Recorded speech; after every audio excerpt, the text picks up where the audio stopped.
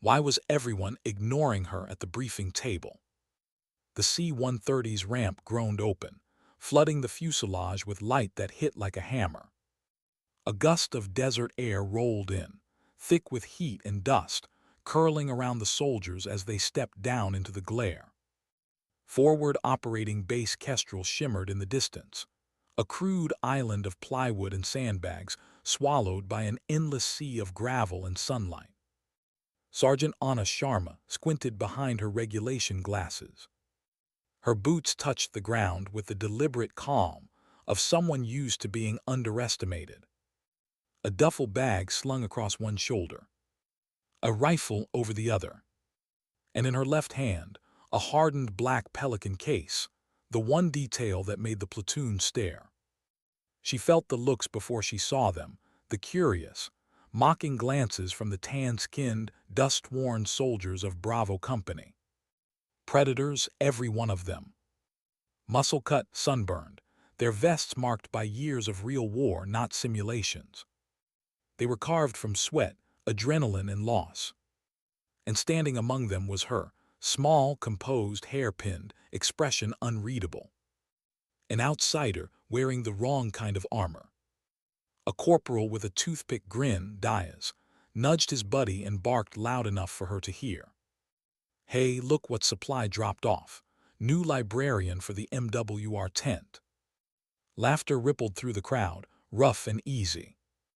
She didn't flinch. Didn't blink. She just adjusted the strap on her rifle and walked past them, her eyes quietly cataloging the base, guard towers, fields of fire, vehicle lanes, the packing of the sentries. She was always observing, always processing. At the center of the group stood First Sergeant Mike Rohr, granite jaw, skin like weathered leather, eyes like flint. He didn't smile, he didn't move. He just stared at her, as if the sun itself had dropped something foreign and fragile into his world. Sergeant Sharma.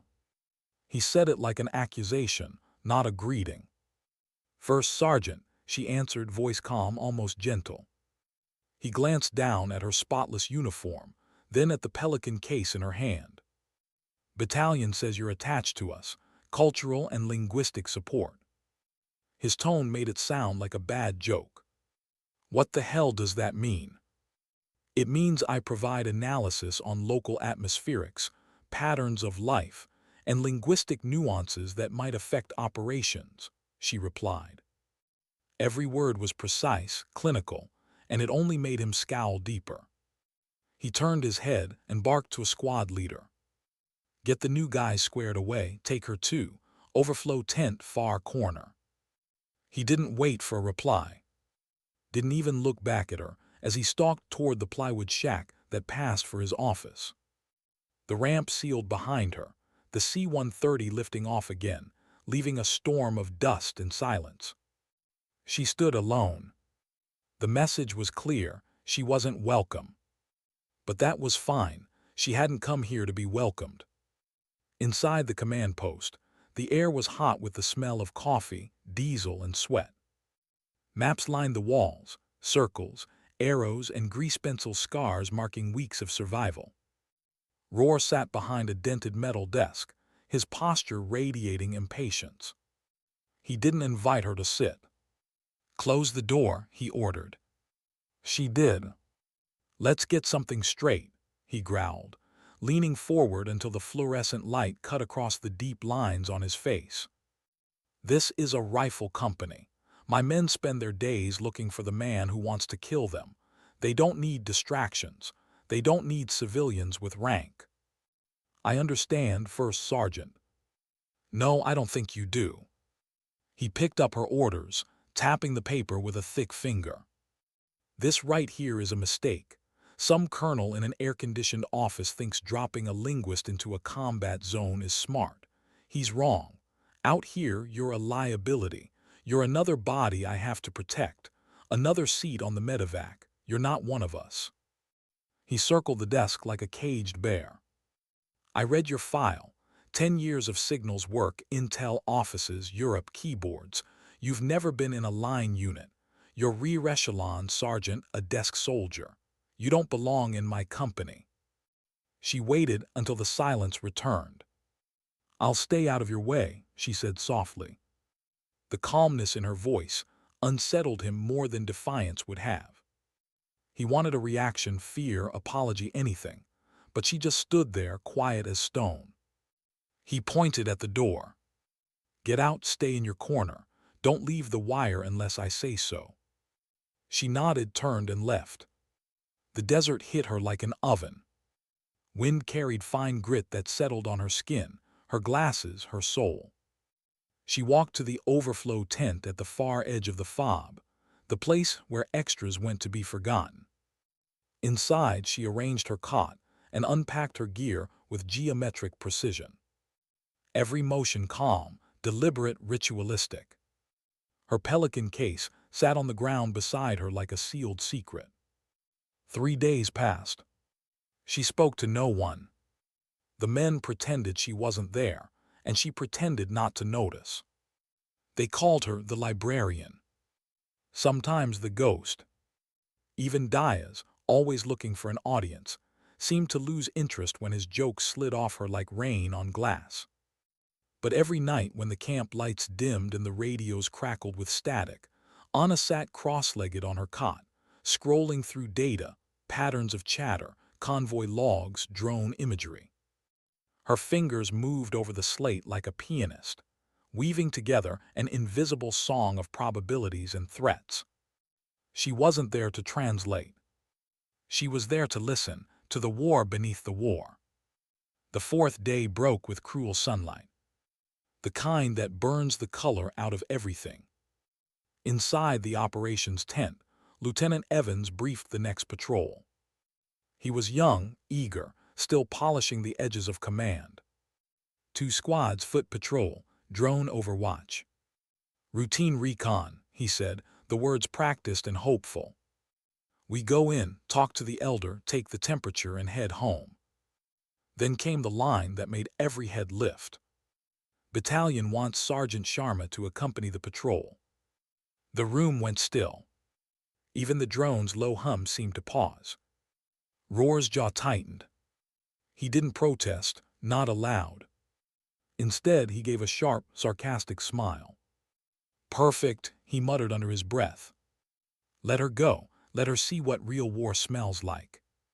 When she broke, when she froze, he'd have all the proof he needed to ship her home. He found her by her cot, checking the charge on her data slate. "You heard the LT," he said, voice dripping with false cordiality. "Pack up, you're going for a walk. Hope you brought sunscreen." "I'm aware, First Sergeant," she replied without looking up. She secured the slate in her pack, checked her rifle, adjusted her gloves. Every movement measured, unhurried. Roar watched her, something flickering in his chest, curiosity maybe, before he buried it again. They stepped off an hour later. The desert stretched ahead like a furnace. Boots crunched in rhythm. The sun hammered down, bleaching the world to white and tan. Sharma walked behind the command element, quiet, eyes always moving. Every shadow, every doorway, every bird startled her mind into motion. They saw the village long before they reached it, a blur of low mud walls in the heat haze.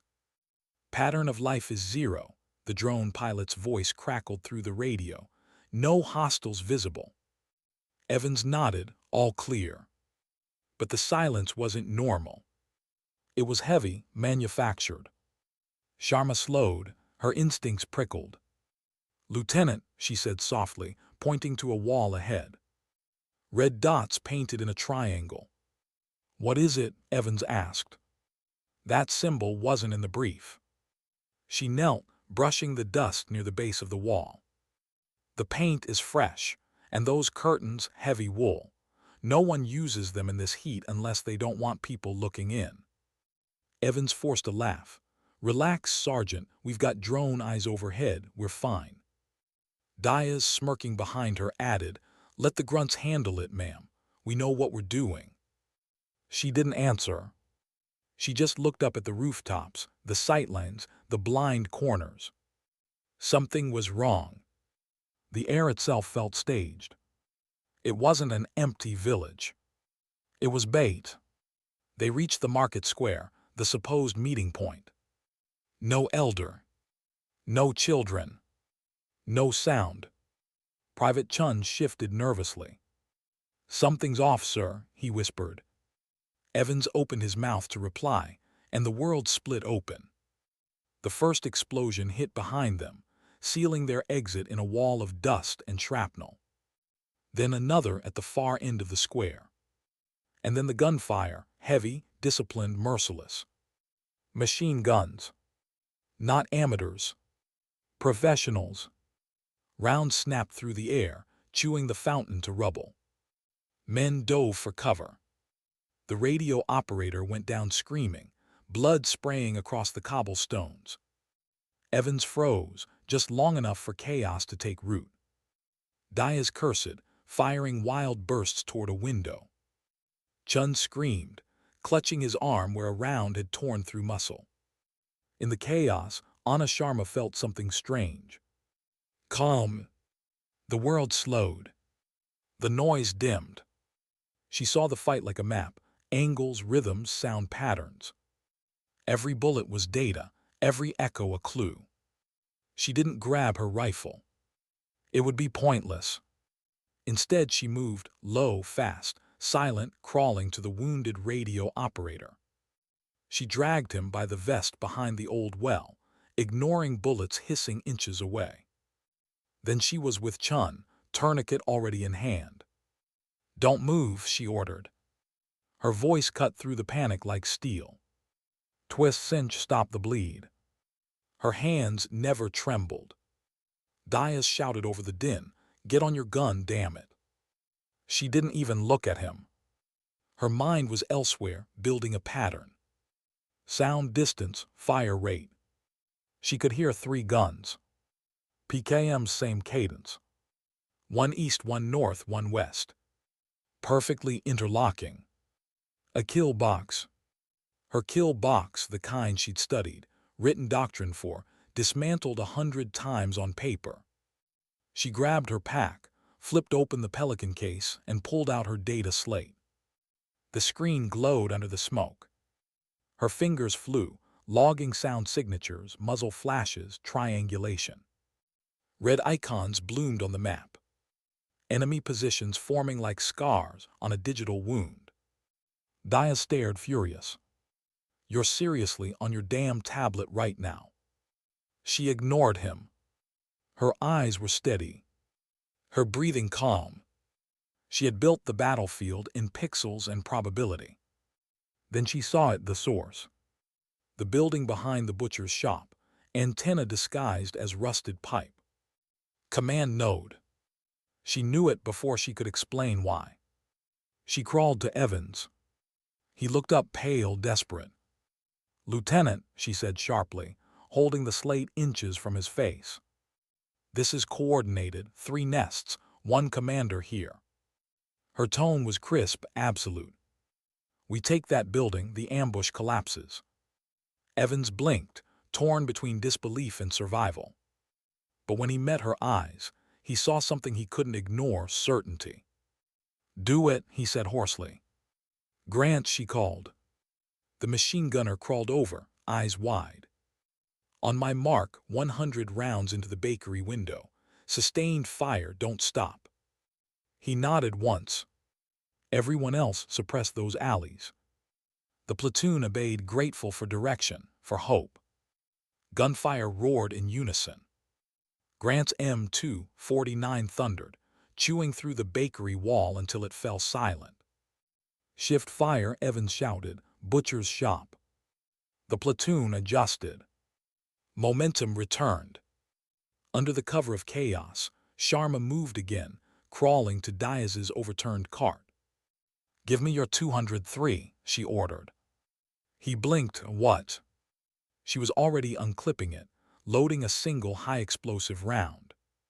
She raised the rifle, sighting through the dust. Her breath slowed. Her heartbeat didn't. The grenade thumped through the air, curving over rooftops. A second later, impact. The command building erupted in black smoke. Silence followed, then confusion among the enemy, their rhythm broken, their confidence shattered. Sharma exhaled. "Now we move," she said, bounding over watch. "Grant, you're on point." And just like that, the hunted became the hunters. They began their fight out of the kill box, following the quiet woman who had just rewritten the outcome of their war. Who makes a first sergeant listen to a voice from a world he never believed existed. The Tactical Operations Center smelled like burned coffee and old cables. Monitors blinked in a blue hush. Roar paced like a man waiting for a verdict. His fingers drummed on the handset. Every minute felt like a file closing on his men. Every second another step toward a report that would prove him right, that the stranger in the tent was a liability. Then Major Jensen shoved through the flap, breathless, eyes wide with a look Roar had never seen on the officer's measured face.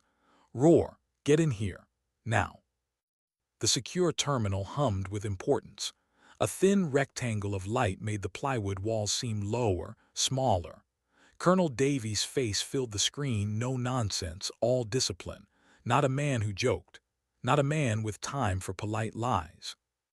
"First Sergeant Roar," the colonel said, words dropping like cold stones. "I need to speak about an asset attached to your company." Roar braced.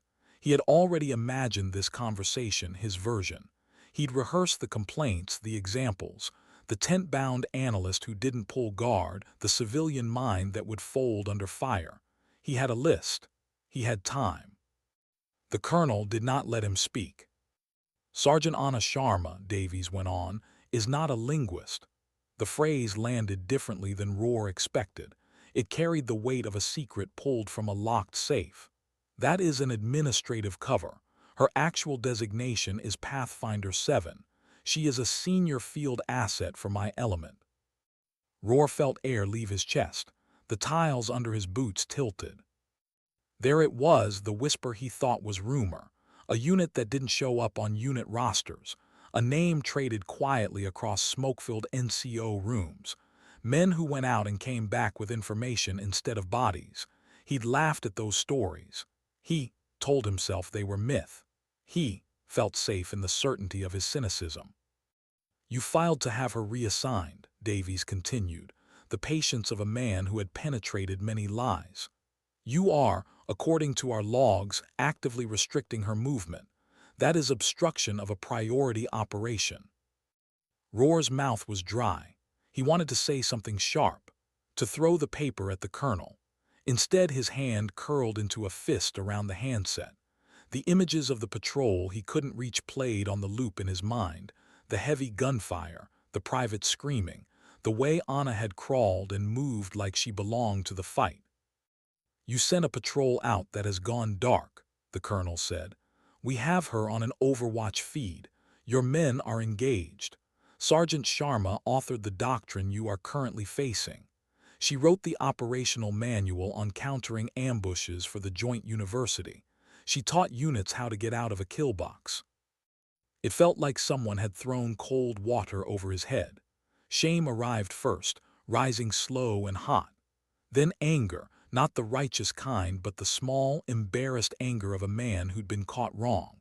He had sized her with his prejudices and folded her into a category that made him safe. That category was wrong. His assumptions had nearly cost lives. "You filed to have her expelled," Davies repeated, voice now a brittle edge. "You were to be support, fuel, ammo, her logistic lifeline. You were not her keeper." Silence followed, heavy and absolute. Somewhere outside, a generator coughed. A radio hissed a fragmentary call. Roar stared at the colonel's face until the pixels blurred. The world tilted. It always did when certainties shuddered. In that tilt, Roar remembered the look on Anna's face the morning she arrived, composed, unreadable. He remembered the way she adjusted her slate like a priest polishing a relic. He remembered the way she had not explained herself, the way she had let him set rules he thought would bind her. He felt ridiculous, he felt small. When the VTC ended, when the colonel's face dissolved back into static, One of Jensen's sergeants cursed softly and reached for the radio. Kestrel Actual, this is Bravo 26, inbound to the gate. Medevac requested. Repeat, Medevac South Gate. Evans's voice came ragged over the line. They hadn't been dead. Not yet. Roar ran, the plywood thudding against his shoulders, the dust whipping his face. He ran toward the gate as if the speed could pull his men back to him. The gate slid open and they poured through, ragged, blood-splattered, exhausted. They looked like ghosts who had remembered how to walk. Lieutenant Evans was half carrying a man whose arm was bound in a sodden makeshift dressing. Faces that had once made jokes at Anna's expense were hollow and raw. And among them she stood, not at the back where the weak belonged, not separate and clinical. She moved like someone who had known the score from the first note. Her uniform was torn. Blood smeared her chest. Dust streaked her skin. Her slate was cracked but serviceable. In one hand she held a captured enemy radio, and she was speaking into it not for show, not for ego, but to route the medevac, to call the helicopter on a frequency the enemy didn't expect. Roar reached the gate, and the whole world narrowed to a single person. He walked through the ring of men until he stood in front of her. For a moment the camp held its breath. First Sergeant Roar had been the law of that fob. He had been the voice that decided who belonged and who did not. For a heartbeat he intended to bark, to reclaim that authority that had been challenged. Instead he felt something else, the small, honest ache of a man who realized he had been wrong. He snapped to attention. He rendered a salute, a soldier's salute, crisp, exact, and heavy with apology. A salute that said, without words, I see you. I was blinded. Forgive me. Anna returned the salute with the same economy as everything else she did. Not theatrical, not triumphant, just precise. And then she turned back to the medics because the work wasn't finished. The men watched. Diaz looked at the ground. Specialist Grant, mud-streaked and tired, offered a slow nod like a benediction. The small hierarchy of bullying and bravado shifted in the dust. A quiet recalibration occurred where deeds had replaced rank. Later, when the din of the day dissolved into the humming night, Anna found herself under the lone lamp in her corner of the overflow tent. She sat with the broken slate spread on a tarp like a surgeon examining an instrument. She cleaned ports with a soft brush. She checked seals, rituals, habits, the way a man cleans a rifle after a long day, the way a woman tended the device that had pulled her through a maelstrom. The tent flap rustled. Roar stepped in, not in full battle armor but in a plain t-shirt. He carried 2 tin mugs and set one down before her. Steam rose in a small ghost. He stood awkward, an old man trying to say something he had not learned how to say. Years in the infantry had taught him how to bark orders, not how to say sorry, not how to say thank you. My after-action, he said finally, voice rough, will record your intervention. It will say you acted beyond your MOS. It will say you saved them. He swallowed, a sound like someone trying to push down a hard memory. I can make you a hero in the paperwork. She looked up, that poised stillness on her face. He expected gratitude. To his surprise, she shrugged almost apologetically. My report is filed, she said. It credits Bravo 2 with adapting under pressure. It credits Lieutenant Evans with the decision-making at the shift point. It credits Specialist Grant's suppression and the medic's first aid. There is no mention of me. Roar blinked. He had thought the world would change when she accepted the praise. He had thought his mistake would sting less if she took glory. But Anna had other currencies. She was not hungry for accolades. She was hungry for the mission, for the thing that came after the adrenaline settled, for the quiet work that kept men alive in the future. She'd fought, and now she was building a bridge that would let others cross. Roar sat, the mug growing cool between his hands. He wanted to press on some kind of acknowledgement, to insist she accept the formal thanks. But as he watched her clean the slate, he began to understand that recognition was not why she did what she did. She gave away her victory because the greater prize wasn't her name in a report.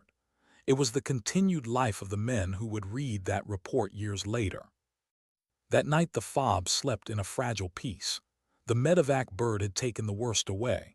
The wounded had been triaged. The radios hummed the occasional static prayer. Anna lay on her cot awake. Memory is an odd thing in the dark. It visits without invitation. There were nights in other deserts, other towns, a different language of violence, a face burning bright and then gone, the thin, metallic taste of fear, the long list of names she carried like small stones in her pockets. She had not put herself forward. Nobody appointed her hero. She preferred the anonymity. She liked the idea that her work was a turning of a dial in a machine that would be forgotten once it worked. But the faces of Bravo 2 would not be easily erased. They had looked at her with hunger, hungry for a leader, hungry for something they had not expected to find in their tent. On the slate screen she pulled up another map, a different province, a new set of coordinates, a fresh lattice of inferred connections. The work never stopped. Each network she dismantled was like healthy tissue exposed into open air. If untreated, it festered and spread. She closed her eyes and felt the weight of those choices. Intelligence is a slow violence in reverse. You save one life and the ripple is averted. You miss one node and a dozen names are added to a ledger you never wanted. In the quiet she allowed herself a single private feeling, a tiredness that had little to do with the day's exertions. It was softer and older. It was the tiredness of someone who'd been chosen and trained to be lonely, to move through other people's days without touching the narrative in ways that would make her vulnerable. It was, in many ways, the price of survival. When the sunrise found the fob again, the rumor had already rippled. Bravo Company rotated its glances, less mocking now, more measuring. The salutes had shifted into a new currency. Roar walked with his chest slightly expanded and his step oddly unsure. Men had been saved. A doctrine had been proven. His world had been widened and he didn't know how to inhabit the new space. Colonel Davies' call had not been the end. It was a beginning. Battalions scrambled. Task forces were spinning up. Night plans flew across secure lines. A joint operation was forming, built on the skeleton of the map Anna had drawn in the dust and the data she had stitched into the broken slate. Anna stored the slate in its case. She placed it under her cot like something to be trusted. She lay back and listened to the generator's even breath. Outside, the desert stars burned with remote clarity. Above the racket of men and radios, there was a thin, bright silence. In it she heard the echo of a new order, something larger than Bravo Company, larger than Fob Kestrel. A machine that would be set in motion that night, based on the coordinates she had given them. She didn't know the names of the men who would bring that operation to life, but she trusted the mechanism. She had built it, and for now, for this night, her men were alive because she had been there. Somewhere, far above this small world of sand and plywood, someone in a higher office had made a choice. Whoever had picked up the phone and ensured she remained on station had done so with knowledge she couldn't legally possess. It was a protection that would ripple into the coming hours, the kind that bends careers and rewrites command decisions. Anna turned her face into the thin pillow and let sleep come like a quiet ally. Tomorrow would be a longer day.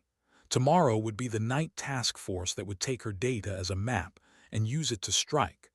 Tomorrow would be more decisions where people paid and someone buckled. But for now, she let the tent breathe. For one small span, she allowed the weariness to unfold and the night to close over her. When the alarm came at 200, soft and sudden, she slid from the cot without a sound. There was work to do. There always was. She strapped the slate into her pack, checked the seals, and walked out into the cold. In the dim light, First Sergeant Roar watched her go and felt the shape of a lesson settle into his bones. You can mistake someone for their uniform. You can misread their quiet. But the field is a hard teacher. It does not forgive assumptions. It teaches you with noise and with silence both. He would not make that mistake again, not if he could help it. Outside the fob, the desert waited patient and indifferent. Inside, a task force assembled on the strength of a map, a cracked slate, and a woman whose work no one had wanted to understand. The next chapter was a long one. It would move from whistle to wound to consequence. It would be less about salutes and more about choices. It would ask what dignity owed to truth and what truth demanded in return. Why did she come back when she could have left? The helicopters came in low that night, kicking up sheets of dust and light. The blades wrote pale circles in the dark above Fob Kestrel. In the operations tent, men moved like silhouettes in a lantern show, gestures, radio cords, cigarette smoke. The plan that had been a whisper on a cracked slate had turned into an operation with names, maps, and orders. The network she'd traced through sound and pattern was being hit. Anna stood outside the tent and listened to the rotors. She didn't go inside. Her part was done. The data was theirs now. She'd given them a way to act. But a strange restlessness slid under her skin, a pulse that felt like unfinished work. First Sergeant Rohr came out of the command post and found her leaning on the barrier, eyes lifted to the choppers. He wanted to say something, maybe thank you, maybe stay safe, but the words jammed in his throat. Instead, he said the one thing soldiers always say when they run out of vocabulary. "You should get some sleep, Sergeant." "I will," she said, "after." She turned her face back to the horizon. The night smelled of cordite and fuel, the scent that meant movement. Inside her, memory stirred. A mission years ago, another desert, a convoy she hadn't warned fast enough. The explosion had been perfect geometry, the kind of failure you never forgive yourself for. That was the night she'd stopped trusting hierarchy and started trusting data. That was the night she understood how thin the line was between a good soldier and a ghost. The helicopters dwindled into dots. The sound faded. The fob seemed too still. At 300, the first reports trickled in garbled, adrenaline-racked voices over encrypted channels. Contact made. Target compound breached. Resistance heavier than expected. Casualties minimal. The task force had struck clean and deep. Rohr listened, jaw tight. He wasn't sure if he was relieved or terrified. What scared him most wasn't the success of the strike. It was how naturally it had come from her plan, how invisible she had become again once the men with rifles took over. Anna sat alone in the comms corner, headphones pressed to one ear, scribbling notes in pencil on waterproof paper. Her face was lit by the console's glow. Every line she wrote was a name, a grid, a voice. When the radio went silent, she exhaled slowly.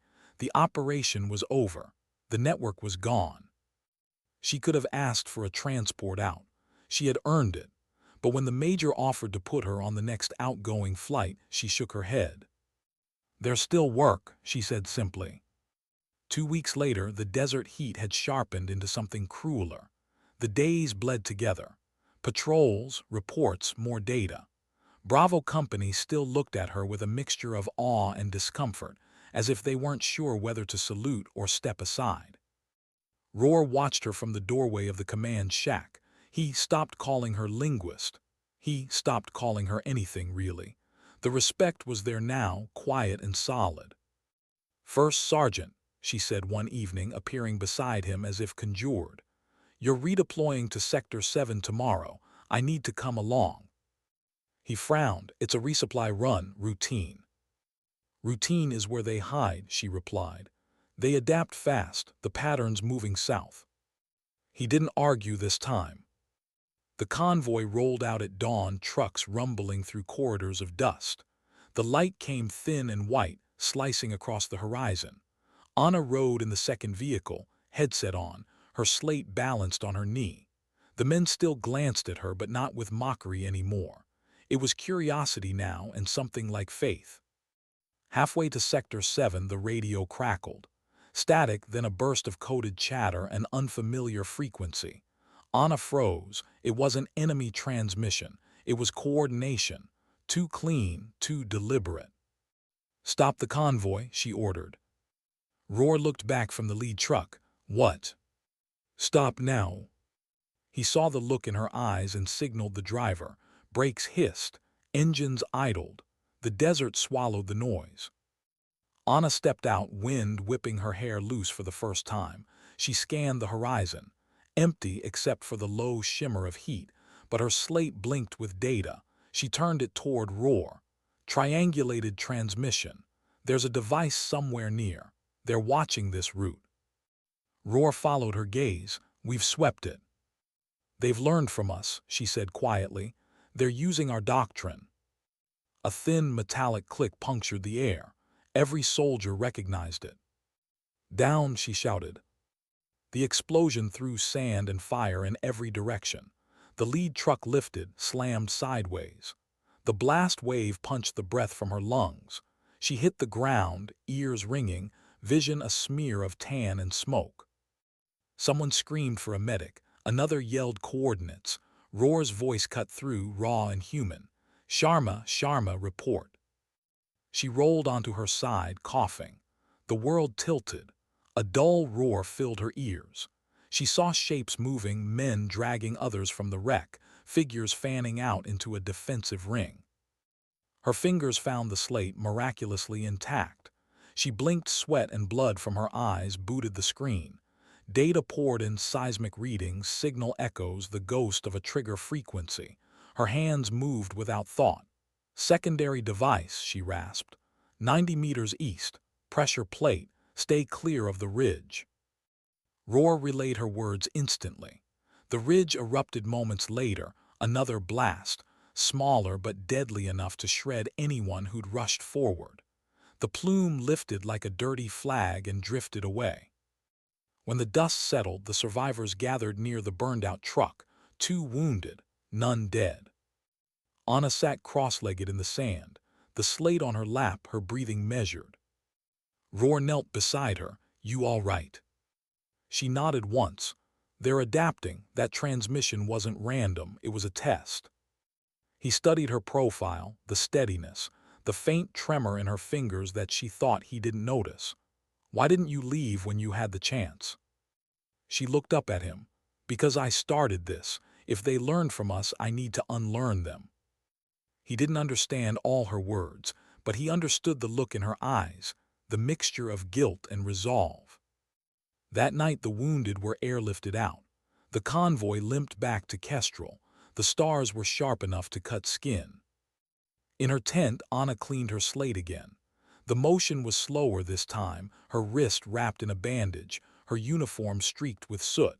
The generator hummed like a tired heart. Outside, Roar lingered, listening to the night shift settle. He wanted to check on her, to say something about bravery, maybe fate, maybe how men like him needed people like her to survive. But he knew she'd only nod and return to her work. He stepped away, muttering to himself. Some people run toward the fire because the map is there. Days passed. Intel confirmed what Anna had suspected. The enemy cell had mirrored their tactics, using their own radio patterns to bait and test. The ambush had been designed to lure out the ghost analyst, whose name they didn't know but whose work had bled into every after-action report in the region. She had become both hunter and hunted. In a secure briefing with Major Jensen, she laid it out flat. They're evolving. The doctrine we used against them is compromised.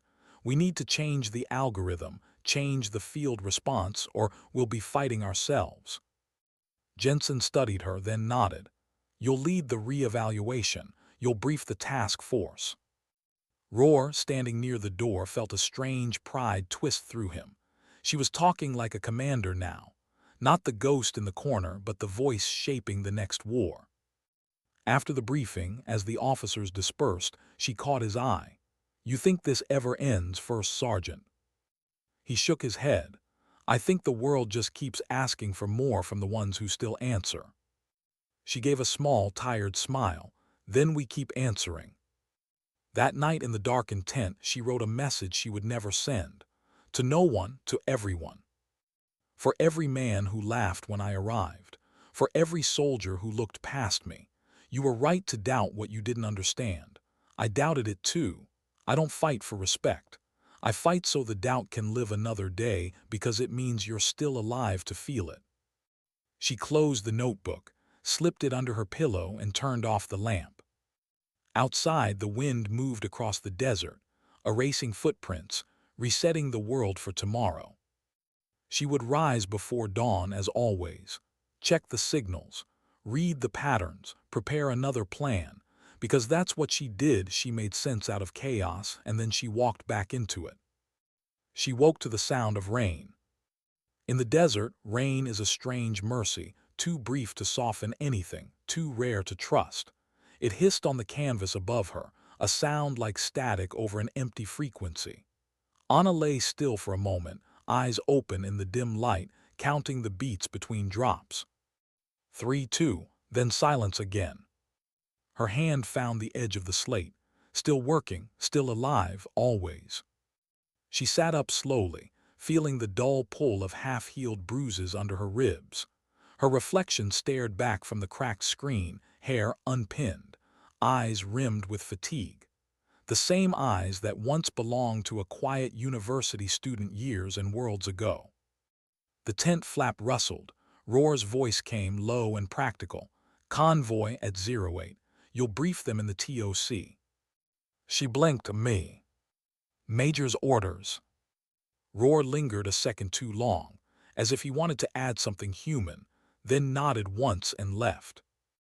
Anna stared at the map spreading across her screen, a series of concentric lines, shifting clusters and red points that refused to stay dead. She thought she'd killed the network, but like all things born in war, it had learned how to regenerate. The command tent smelled of ozone and sweat.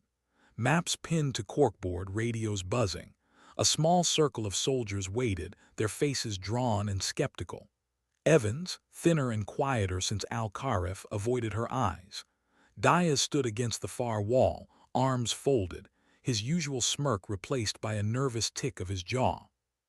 She took a breath and started. "The last ambush wasn't improvisation," she said, her voice steady but low. "It was rehearsal. They're trying to mimic our communication structure. We adapt, they adapt back. It's not just tactics anymore, it's language." Someone in the back muttered, "Language doesn't pull triggers." Anna didn't argue. She just zoomed the map, revealing a cluster of coordinates. "These 3 sites are listening posts. They triangulate our patrols through open band bleed. You shut them down, the ambushes stop. But if we move too early, they scatter." Evans raised his head. "And you want us to hit them simultaneously?" "I want you to make noise here." She pointed to a dry valley 10 kilometers south. "Draw them out. Let them think you're still predictable." "And you?" Roar asked. "I'll be watching the signals from here." The room went still. Nobody wanted to say what they were thinking, that this woman, this analyst, had already walked into one trap and crawled out bloody. Sending her again was like tempting fate. But she didn't ask for volunteers. She simply shut her slate and said, "Brief, over." That night the desert burned with the hum of engines. Bravo Company rolled out again, ghost-like under moonlight. Anna stayed behind in the TOC, headphones clamped, her fingers flying across the keyboard. Every blip on the signal graph was a heartbeat. Every silence was a question. Roar stood beside her, arms crossed, pretending not to pace. "You sure about this pattern?" he asked. "I'm sure about the people behind it." He frowned. "You sound like you know them." She didn't look up. "In a way I do, they study us. Our rhythm, our fear, same way I study theirs, it's just mirrors all the way down." The screen flashed, a burst of encrypted traffic, short and sharp. Anna's pulse quickened. "They're biting." She marked the coordinates, relayed them to the support net. The trap was springing in reverse. But then a second signal spiked. Wrong frequency, wrong timing, too soon. Her breath caught. "Wait, that's not them, that's us." "Friendly unit?" Roar asked. She shook her head, spoofed. "They're ghosting our call signs." The radio crackled alive. "This is Alpha 1 taking fire." Roar lunged for the handset. "Alpha 1, say again." Static, then another voice, urgent, younger. "We've got movement East Ridge." Roar's face went pale. "That's not their position." Anna was already moving. She unplugged her headset, grabbed her slate and pack. "They're rerouting our comms. They're trying to pull us out." "Where the hell are you going?" "To stop them." He grabbed her arm. "You can't just—" She turned, eyes sharp as glass. "You said yourself I don't belong, so let me go where I do." For a moment neither of them spoke. Then he released her. "Take Diaz." They rode out in a dusty Humvee, the wind slicing through the open slits. Diaz handled the wheel, stealing glances at her between curses. "You ever think about, I don't know, doing something easier? You could be decoding bank accounts in D.C." "Easier doesn't change outcomes," she said. He snorted. "You talk like a professor." She smiled faintly. "I used to be one." He blinked. "No shit." She didn't answer. The headlights caught movement, a flicker of figures darting between rocks. Then the night erupted in fire. Bullets pinged off the chassis, sparks spraying across the windshield. Diaz slammed the brake. "Ouch!" They tumbled into the sand, crawling for cover. Anna's heart hammered, but her focus was surgical. She thumbed the slate on, the screen bleeding data from the ambient RF chatter. The pattern emerged fast, 3 transmitters in a line, spaced evenly across the ridge. "They're broadcasting through stolen gear," she hissed. "If they stay on, our patrols will walk into their kill zone." Diaz peered over the hood. "And how do you plan to stop them? Throw your computer at them?" Anna pulled a small jammer from her pack, adjusted the dial. "Something like that." She slid out from behind the Humvee, low and fast. The ridge loomed above, lit by muzzle flashes. She could feel the old fear creeping up, that electric hum of anticipation that always came before the choice: freeze or move. She moved. A round snapped past her ear, kicking dust across her cheek. She ignored it, found a rock, planted the jammer. The LED flickered green, then steady. A hum filled the air. One transmitter blinked out on her screen, then another. She looked up in time to see Diaz take a shot, clean, efficient, dropping the last operator on the ridge. Silence followed. Only the wind remained, carrying the smell of gunpowder. "You good?" he called. She nodded, chest heaving. "Better than good." Back at the fob, dawn found them both covered in dust and adrenaline. The major met them at the gate, eyes wide. "You cut their network off mid-attack," he said. "That jam bought the convoy 10 minutes. You just saved 30 lives." Diaz grinned. "She's full of surprises." Anna didn't respond. She just handed over the slate. "They'll build another," she said softly. "They always do." Hours later, when the base was quiet again, she stood outside the wire. The desert stretched endlessly, indifferent.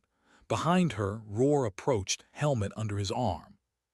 "You know," he said, "when you first got here, I thought you were the kind of soldier who hides behind a desk." "I was," she said. "What changed?" She looked out at the horizon. The desk didn't stop the explosions. He nodded slowly. "You ever think about taking a break?"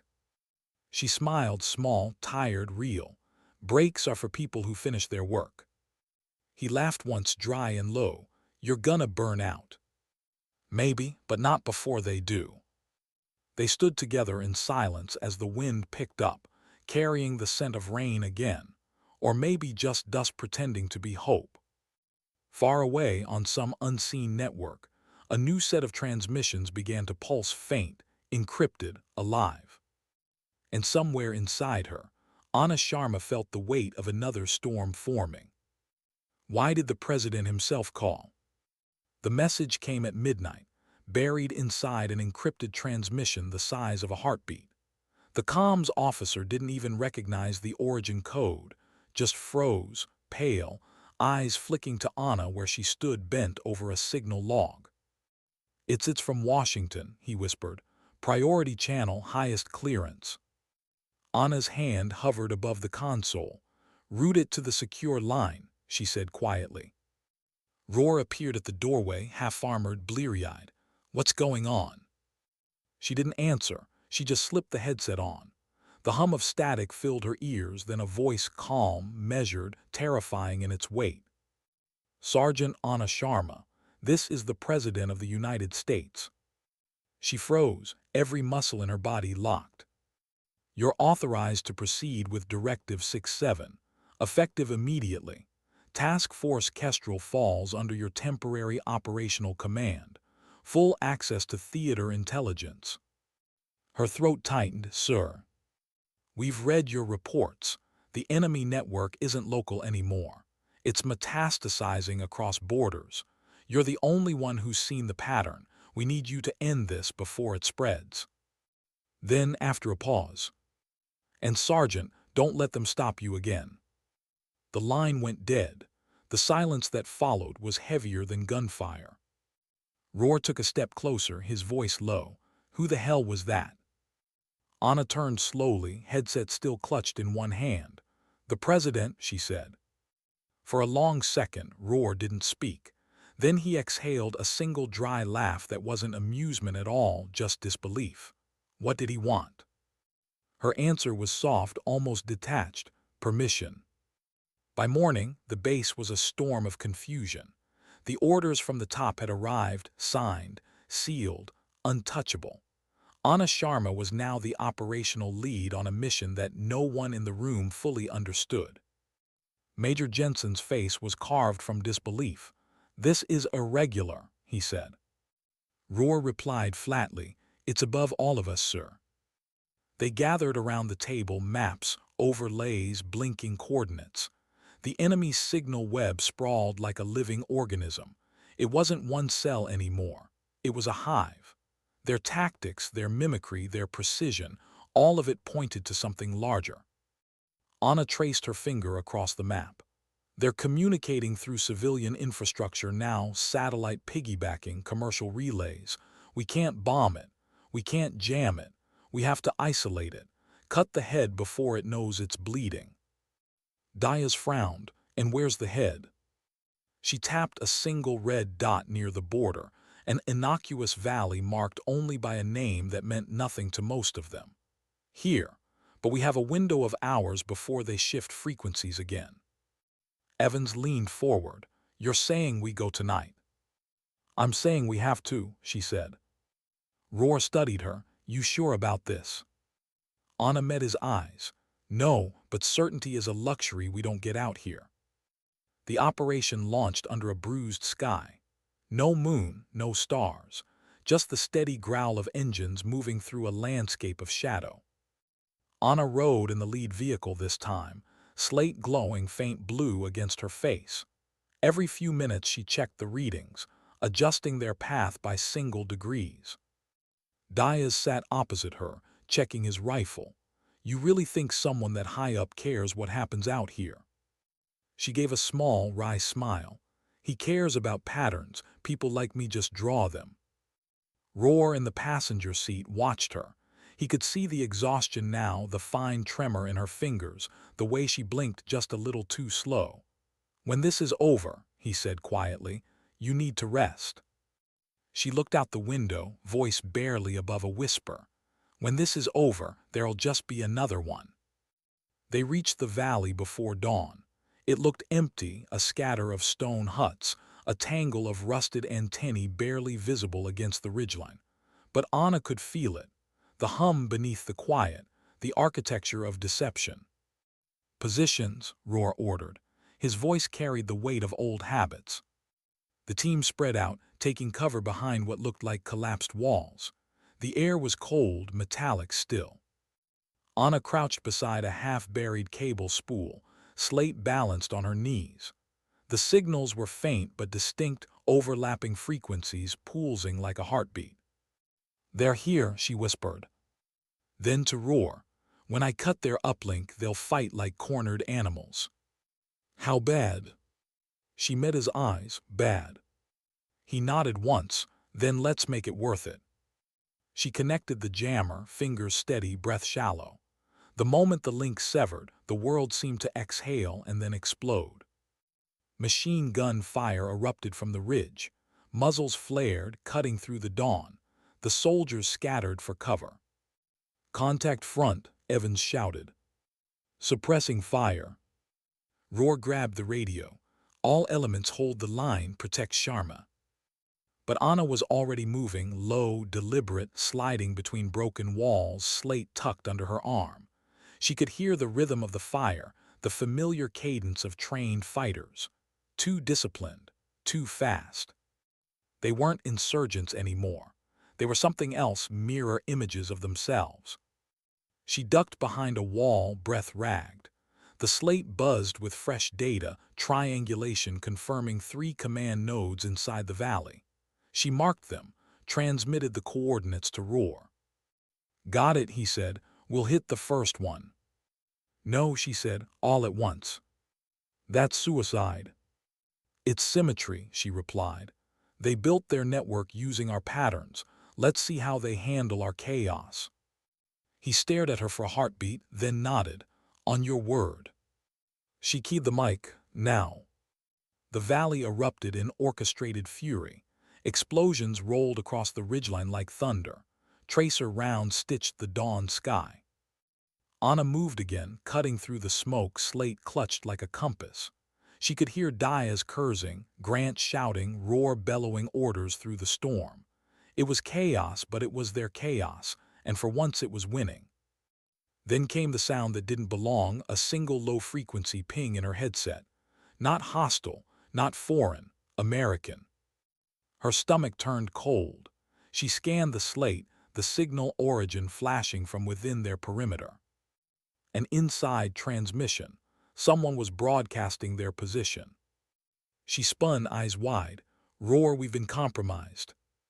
But before she could say more, the sky split open. A mortar round landed 20 meters away. The blast hurled her backward, the slate shattering against rock. She hit the ground hard, ears ringing, sand filling her mouth. Through the haze she saw Roar crawling toward her, shouting words she couldn't hear. Behind him, Evans dragged a wounded man. Diaz fired blind into the smoke. Anna tried to rise, but the world tilted. Blood filled her left ear. The broken slate flickered once beside her, still alive, still recording. Her fingers brushed it. She could just make out the last transmission, a hidden call sign burned into the metadata. It wasn't enemy, it was theirs. Someone inside the command chain had sold them out. Her vision blurred. She keyed her mic, voice a hoarse whisper. Command node compromised. Internal leaks stopped the... Static swallowed the rest. Hours later, she woke in the med bay. The air was thick with antiseptic and generator hum. Her left ear was bandaged, her ribs wrapped. Roar sat beside the cot, covered in dust and dried blood, staring at the floor. When she stirred, he looked up.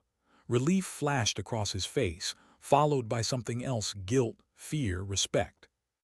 You shouldn't be alive, he muttered. Story of my career, she rasped. He hesitated. We found the transmitter. It was ours. Someone high up routed your orders straight into enemy hands. You were never supposed to make it out of that valley. She closed her eyes. I know. He frowned. Then why go? Because if I hadn't, none of you would have known. He leaned forward, voice low. What do we do now? She looked at him, really looked, and saw the fatigue of a man who'd buried too many ghosts already. We finish it, she said simply. We trace the signal, we expose whoever's behind it. And if it leads back to D.C. Her gaze was steady, unreadable. Then I guess the president won't need to call again. That night when the fob went quiet, she sat alone under the floodlights.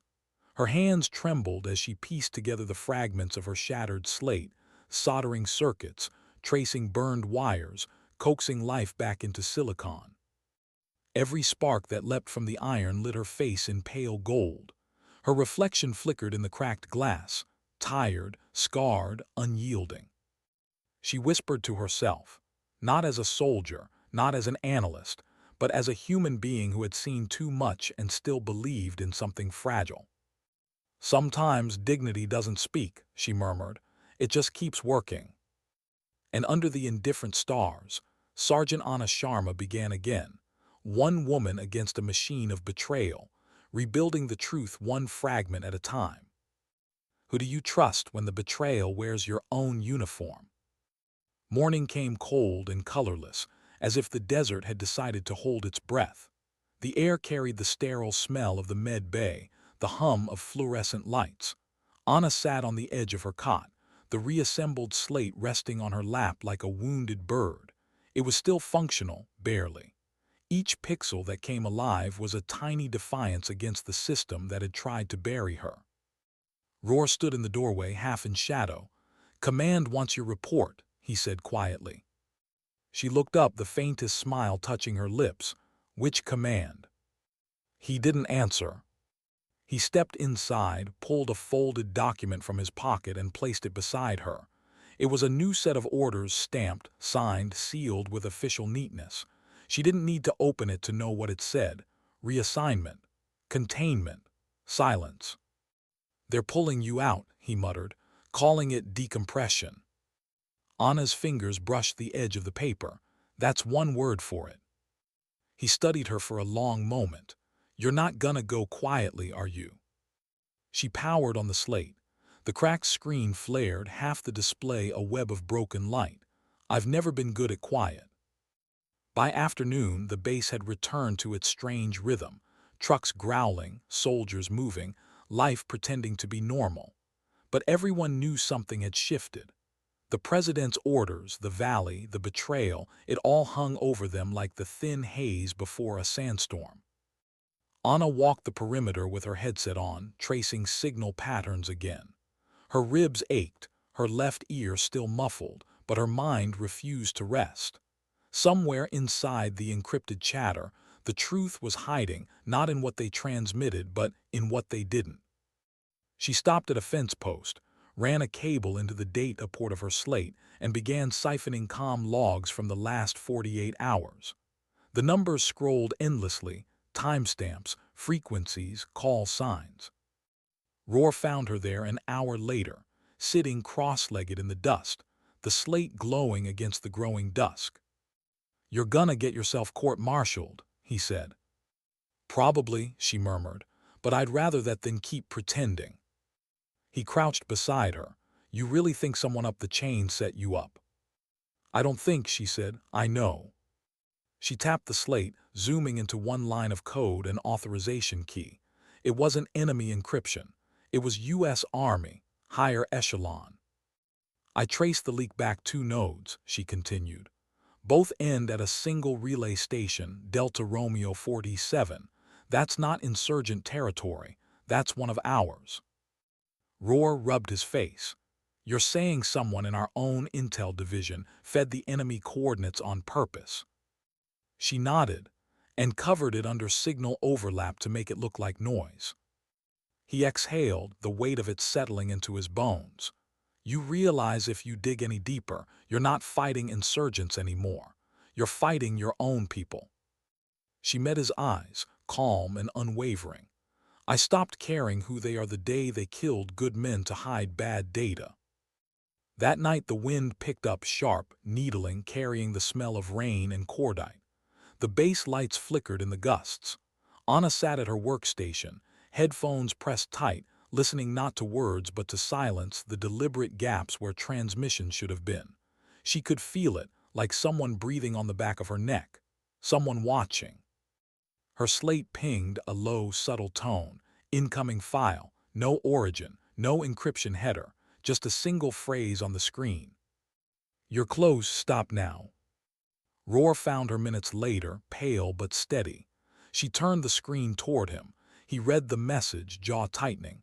"How the hell did they get into our secure channel?" "They didn't," she said. "They built it." He stared at her. "Built it." She pointed to the packet trace scrolling across the display. "That's not intrusion. That's injection. Whoever did this wrote the code from inside our system. They've been watching me through every line I've run since the first day I got here." Roar's stomach dropped. "Jesus, Sharma." She powered off the slate, yanked the cable, and stood. "I need to get to the relay station." "That's 200 miles into restricted terrain," he said. She shouldered her pack. "Then we better start early." The next day, the convoy rolled out again, just 3 vehicles this time. Roar, Diaz, and Anna. No call signs, no external comms. The fewer who knew, the better.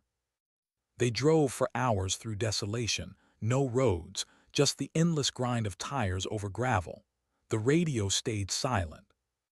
By evening, they reached Delta Romeo 47, a forgotten relay tower rising from the sand like the spine of something ancient. The facility was unmanned, its metal husk pitted with rust and bullet scars. Anna dismounted first, eyes scanning the structure. "Signal's live," she said.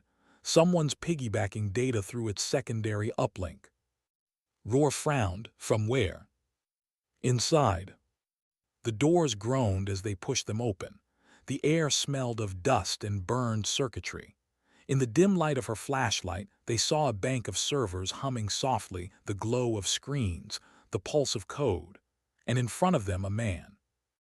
Uniform U.S. Army, calm, collected, his insignia intelligence branch. He raised his hand slowly. "Sergeant Sharma, I was wondering when you'd show." Anna froze. She knew that voice.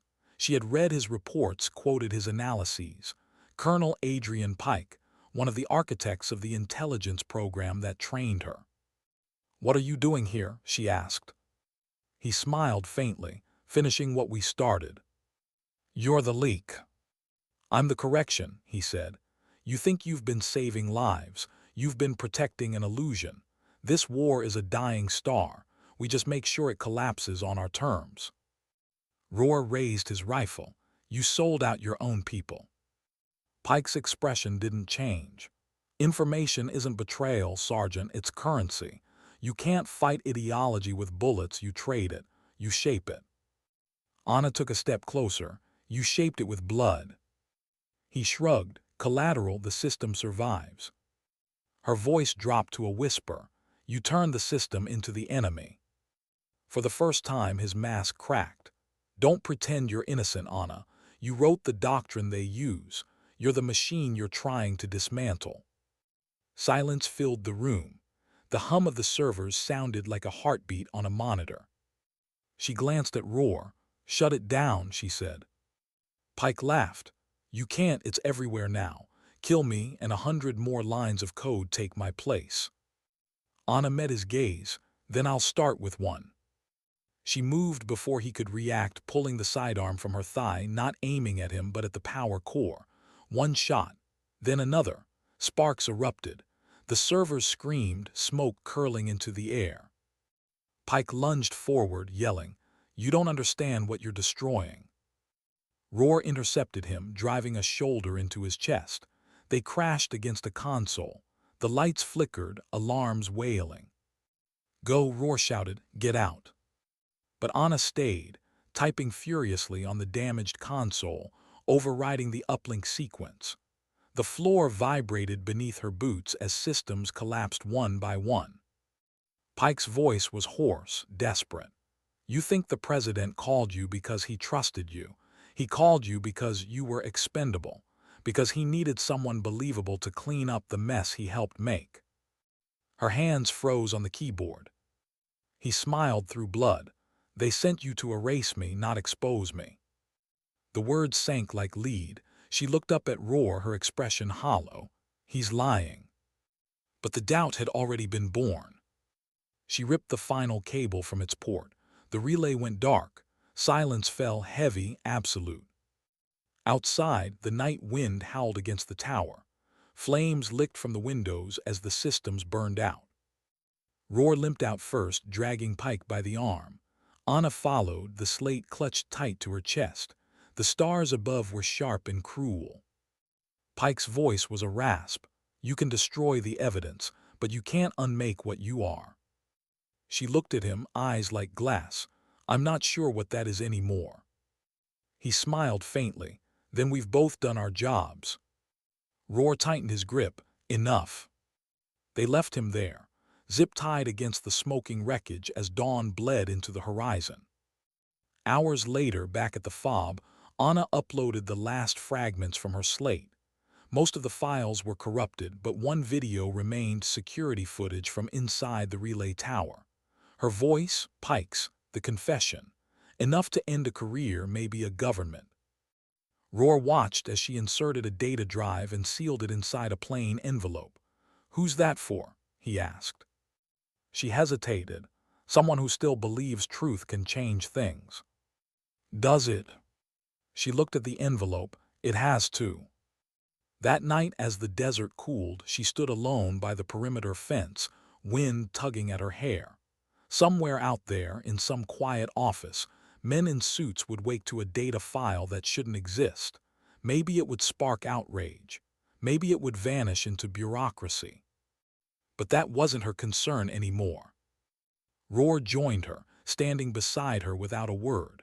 They watched the lights blink across the base, tiny stars trying to hold their place against an infinite dark. He finally spoke. "What now?" She took a slow breath.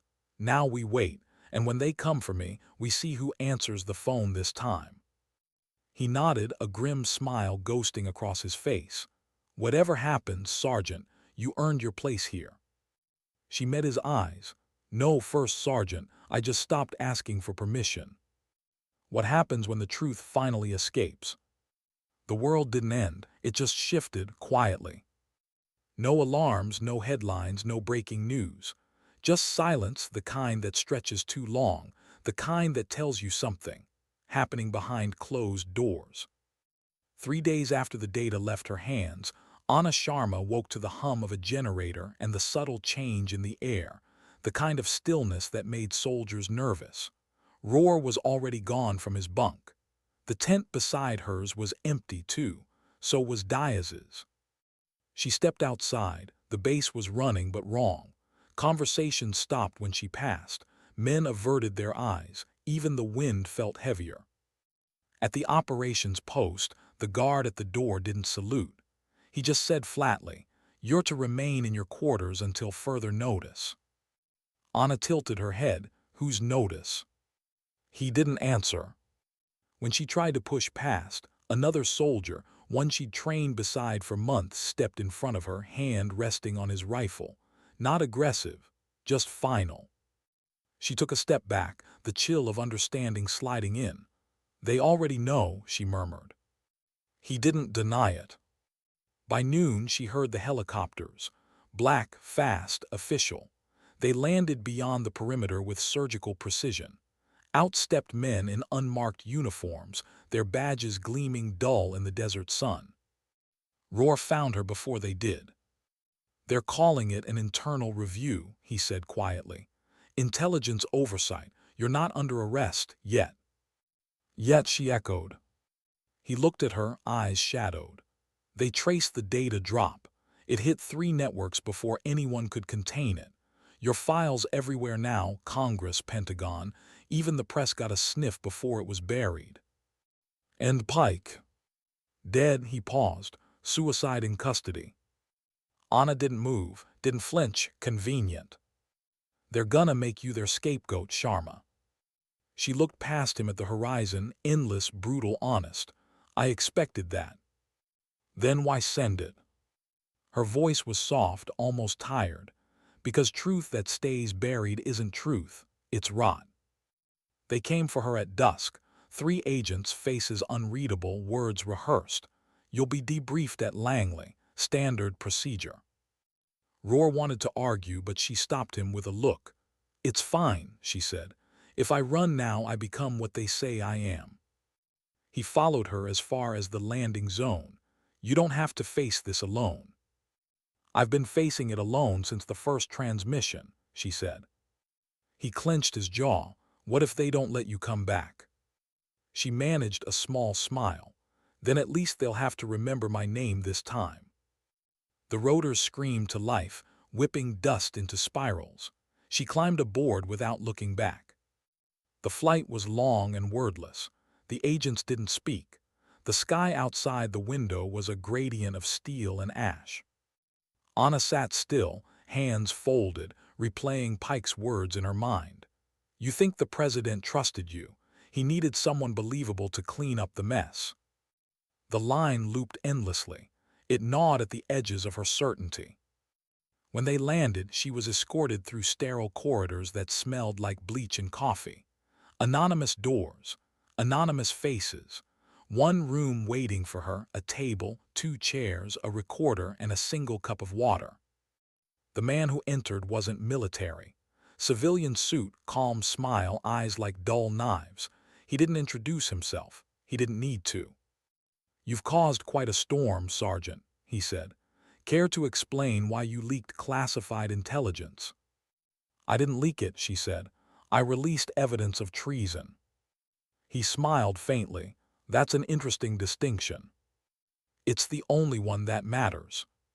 He sat folding his hands. "The president spoke highly of you once, said you were one of the sharpest minds we had. He's disappointed." Her chest tightened. "Did he say that himself?" The man didn't blink. "He doesn't need to, he sent me." She leaned forward, voice cold. "Tell him I'm disappointed too." A flicker, the first crack in his composure. "Careful, Sergeant. You're not in the desert anymore. There's no dust to hide behind here." "I never hid," she said. "You just weren't looking." They questioned her for hours, same questions, same words, different tones. Who authorized the strike? Why disobey orders? Who else knew? Every answer she gave circled back to the same truth. The system was feeding itself, and now it was trying to devour her too. By dawn, she was alone again. The lights buzzed faintly. Her hands trembled, but her gaze stayed steady. Then the door opened. Roar! He looked out of place in this clean, cold place, dust still clinging to his boots, uniform faded by the sun. He held an envelope. "They let me in," he said, "for now." She frowned. "Why risk it?" He set the envelope on the table. "Because they can bury you, but they can't bury everything." Inside was a drive, the data she thought she'd lost, the rest of the transmission logs from Pike's relay. Proof. Names, chains of authorization. Her eyes widened. "How did you?" He shrugged. "You weren't the only one watching patterns." For the first time in days, something like warmth flickered in her chest. "You could get court-martialed for this." He smiled. "Guess we're both done taking orders." 2 days later, the footage went public. Somehow, no one could trace who released it this time. Maybe Roar. Maybe someone higher up who'd had enough. The world saw what she'd seen, the trade of lives for leverage, the silence that had cost so much blood. Official statements followed, denials, investigations, promises. But none of it mattered. Because Anna Sharma was gone. No record of transfer, no reassignment order, just gone. Roar was questioned, then reassigned, but he never stopped searching. Months passed. Then one morning, in a crowded train station in D.C., a woman in a civilian jacket handed a sealed envelope to a courier and vanished into the crowd. Inside the envelope was a drive. The label read only, "For the ones still listening." The footage on it was newer, dated weeks after her disappearance. Grainy, night vision. A meeting between high-level officials, voices discussing containment, deniability, sacrifice. The truth was still spreading. Far away in a quiet border town, Anna sat in a cafe overlooking the sea. Her hair was shorter now, her uniform gone. But the slate beside her hummed faintly, alive again, rebuilt, reborn. She scrolled through headlines she would never claim credit for. Scandals, resignations, new hearings, small cracks in a wall that once felt unbreakable. The waitress brought her coffee. Long night. Anna smiled faintly. Long war. The woman nodded, unaware of who she was serving. "You look like someone who finally won something." Anna looked out at the horizon, waves folding over themselves endlessly. "Maybe, or maybe I just stopped losing." Later, she stood on the pier, the wind tugging at her sleeves. A voice played softly from her earpiece, recorded days before the Valley mission. The president's voice. "Sergeant Sharma, you're authorized to proceed. End it before it spreads."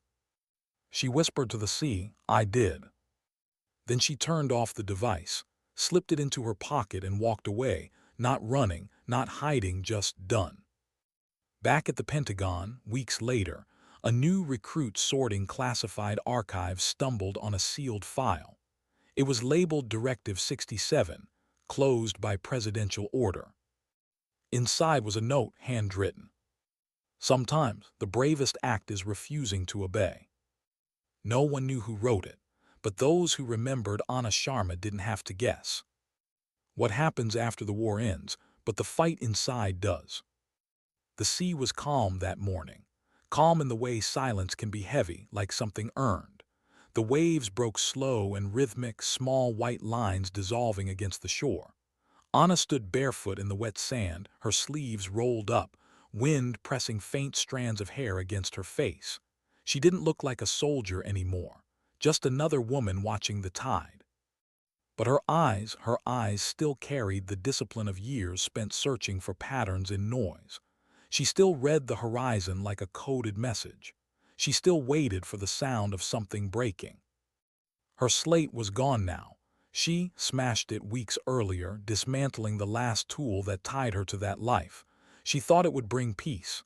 It didn't. Every night she dreamed of the valley, of Roar's voice shouting her name through dust, of the hum of machines that sounded like heartbeats, of Pike's last words echoing through smoke, "You were never supposed to survive." And sometimes, though she never admitted it, she wondered if he was right. A letter arrived 3 months later, no return address, just one line written in a hand she recognized immediately. "You once told me the truth should cost something. It did, but it bought us more than silence." Inside was a photo, grainy newsprint, a congressional hearing, faces she'd seen only on screens, men who once commanded entire wars now sitting under oath. Below it, another clipping. Whistleblower evidence triggers investigation into intelligence misconduct. Anna read the line twice, then folded the paper carefully, almost tenderly, and tucked it into her pocket. She walked out onto the pier, where the wind felt cleaner. Somewhere behind her, life continued, markets opening, children laughing, the hum of a world that had no idea how close it had come to collapsing on its own lies. For the first time in a long while, she let herself breathe. Across the world, in a sterile briefing room at Fort Bragg, Roar stood before a panel of officers. He wasn't in cuffs, not yet, but the questions were sharp and the eyes on him sharper. "Did you assist Sergeant Sharma in leaking classified data?" He met the question head-on. "I assisted her in telling the truth." "Are you aware that action compromised national interests?" He leaned forward. "You mean the kind of interests that kill our own men for optics? Then yeah, I compromised that." The senior officer's gaze hardened. "You're on thin ice, First Sergeant." Roar's voice softened. "We all are, sir. Some of us just stopped pretending we're standing on solid ground." They didn't jail him. They transferred him, a quiet exile dressed as reassignment. Somewhere far away, away from headlines, away from questions. But it didn't matter. He'd done what he came to do. Weeks later, an unmarked envelope appeared in his quarters.